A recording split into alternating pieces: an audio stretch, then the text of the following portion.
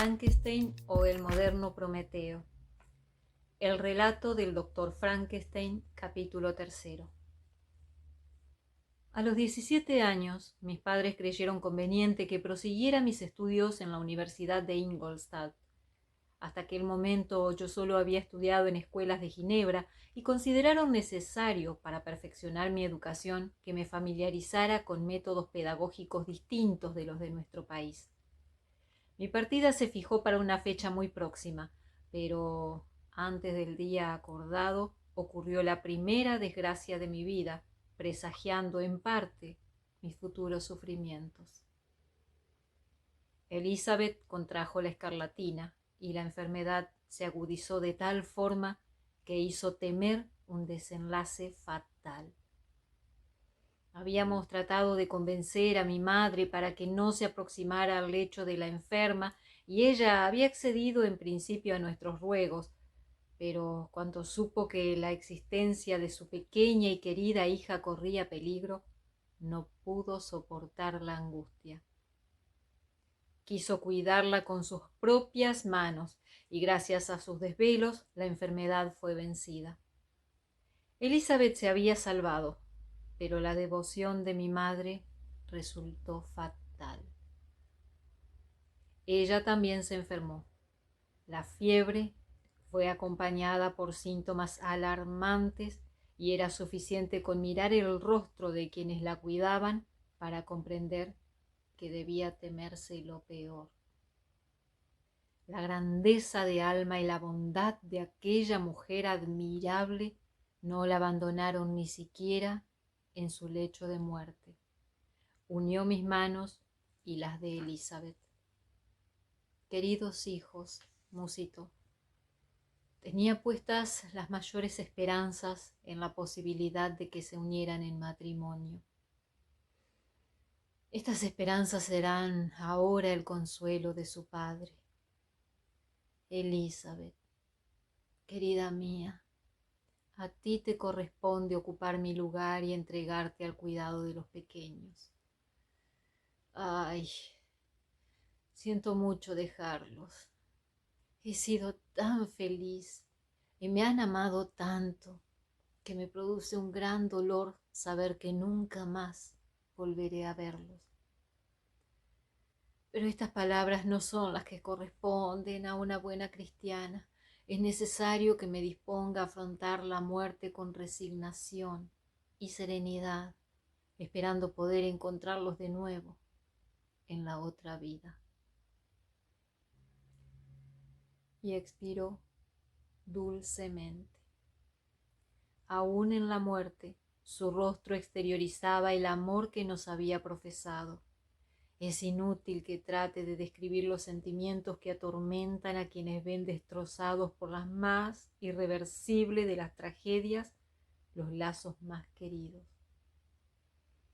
Sin duda, ha de pasar mucho tiempo para que uno pueda resignarse a la idea de que nunca más volverá a ver al ser querido que día y noche había tenido a su lado y cuya vida parecía formar parte de la propia.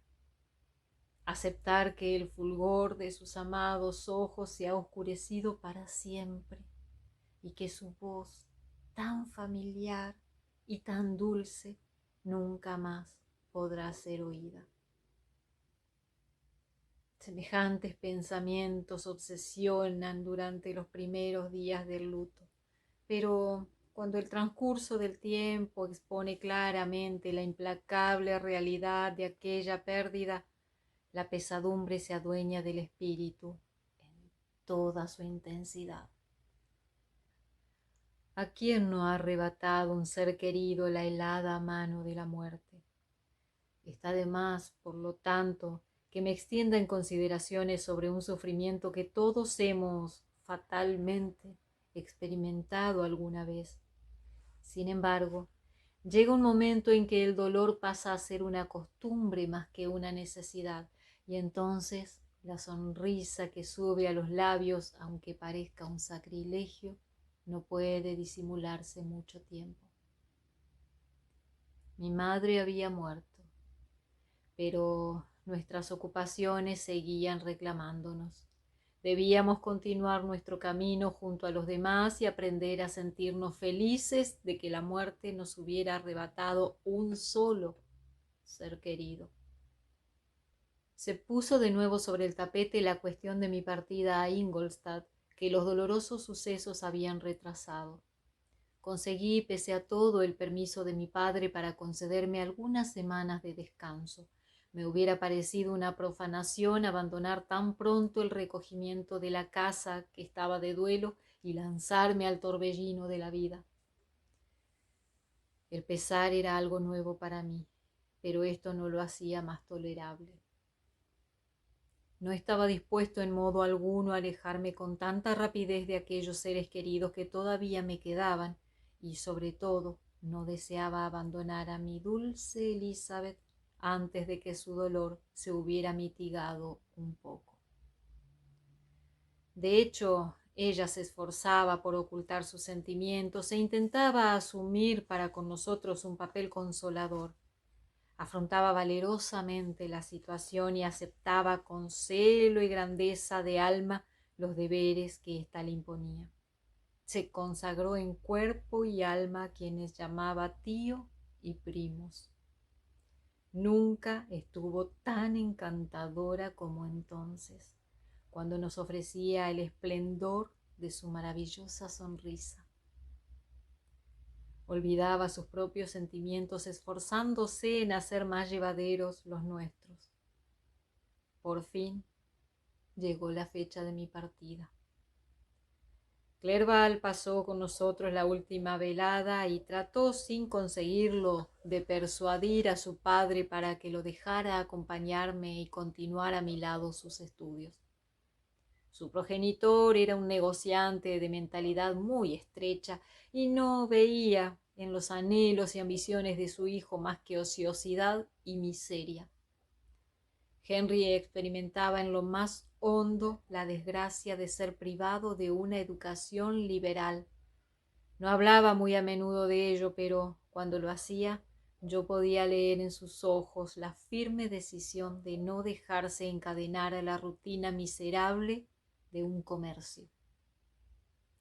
Permanecimos juntos hasta muy tarde sin osar alejarnos el uno del otro ni pronunciar la palabra adiós. Sin embargo, era preciso decidirse y nos retiramos con la excusa de descansar convenientemente, creyendo cada uno de nosotros que liberaba así a los demás de una penosa carga. Pero cuando al amanecer bajé para tomar el coche que debía llevarme a Ingolstadt, todos estaban allí. Mi padre para bendecirme, Clerval para estrechar mi mano por última vez, y mi Elizabeth para repetirme que escribiera a menudo y para prodigar de nuevo la dulzura de su presencia femenina a su camarada y compañero de juegos. Me dejé caer sobre el asiento del vehículo y mientras me iba alejando hacia mi nuevo destino, me entregué a los más melancólicos pensamientos.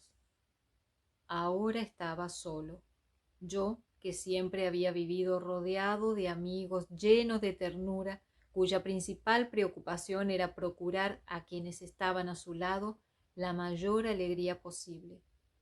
En la universidad tendría que hacerme mis propios amigos y cuidarme solo.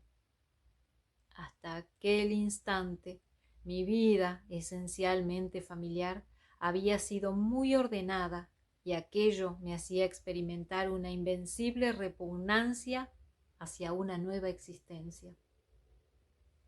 Adoraba a mis hermanos, a Elizabeth y a Clerval. Sus rostros me resultaban familiares y me consideraba por completo incapaz de acostumbrarme a la compañía de extraños. Estas fueron las reflexiones que me asaltaron al comienzo de mi viaje, pero a medida que iba alejándome del hogar paterno, mi imaginación tomó un carácter menos lúgubre y recobré mi esperanza. Deseaba ardientemente adquirir nuevos conocimientos. Me había repetido a menudo que sería lamentable permanecer toda mi juventud encerrado en el mismo lugar, y aspiraba a descubrir el mundo y a conquistar un lugar en la sociedad. Ahora mis deseos se estaban llevando a cabo y no sería coherente lamentarme por ello. Durante el largo y fatigoso camino tuve mucho tiempo para pensar en todas estas cosas y en muchas más. Divisé por fin el alto campanario blanco de la iglesia de Ingolstadt. Y al llegar a mi destino, descendí del carruaje y fui conducido a mi solitaria habitación para pasar allí la noche. A la mañana siguiente envié mis cartas de recomendación y visité a los principales profesores. El azar, quizás sería mejor decir una influencia maléfica, el ángel de la destrucción que me hizo sentir su poder omnipotente desde que, a mi pesar, abandoné el techo familiar, me condujo en primer lugar al señor Kremp, profesor de filosofía natural. Era un individuo de modales groseros, pero gran conocedor de los secretos de su ciencia. Me hizo algunas preguntas referentes a mis conocimientos en las distintas ramas científicas que guardan alguna relación con la filosofía natural. Respondí con indiferencia y, en parte, con desprecio. Cité los nombres de mis alquimistas como el de los principales autores cuyas obras había estudiado. El profesor, contemplándome atento, preguntó: ¿realmente ha dedicado su tiempo al estudio de semejantes estupideces? Y cuando le respondí con una afirmación, prosiguió con energía: todos los minutos, cada uno de los segundos que usted ha malgastado ante esos libros están ya irremediablemente perdidos. Ha acumulado en su memoria un montón de teorías desacreditadas y de nombres inútiles. Dios santo, ¿en qué país vive usted para que nadie se haya tomado la molestia de decirle que las fantasías que tan a conciencia ha estudiado tienen ya 1000 años de antigüedad y son tan absurdas como viejas? Jamás hubiera podido creer que descubriría en nuestro siglo científico a un anacrónico discípulo de Alberto el Grande y de Paracelso. Amigo mío, no queda otra solución que comenzar por el principio. Y al decirme esto me entregó una lista de obras sobre filosofía natural que me aconsejaba leer. Luego me despidió, no sin haberme anunciado que a principios de la semana siguiente daría una serie de conferencias sobre filosofía natural, examinada desde sus más diversos aspectos, y que uno de sus colegas, el señor Waldman, hablaría a su vez de química, alternando sus respectivas disertaciones. Regresé a casa sin sentirme muy desanimado, pues, como ya he dicho, hacía tiempo que consideraba a los autores desaprobados por el profesor como carentes de interés y no tenía ninguna intención de volver a interesarme por su estudio. El señor Kremp era un hombre pequeño y panzudo, de voz ruda y aspecto desagradable, características que no me impulsaban precisamente a intentar congraciarme con él. Es posible que haya expuesto de forma demasiado filosófica y radical las conclusiones que saqué sobre él unos años más tarde. En mi infancia, los resultados prometidos por los profesores modernos de ciencias naturales no me habían satisfecho. Con una confusión de ideas que debe atribuirse a mi extremada juventud y a la carencia de guía en mis estudios, volví a recorrer las etapas del conocimiento y comparé las investigaciones de los descubridores modernos con las quimeras de los olvidados alquimistas. Cada vez sentía mayor desprecio por las tesis de la moderna filosofía natural. Qué distinto sería si los científicos se dedicaran a la búsqueda de los secretos de la inmortalidad y del poder. Aquellas metas, aunque sin valor real, estaban llenas de grandeza. Pero, ay, todo había cambiado. La ambición de los investigadores parecía limitarse a aniquilar las expectativas sobre las que reposaba todo mi interés por la ciencia. Se me proponía, en resumidas cuentas, cambiar sueños de grandeza infinita por realidades mediocres.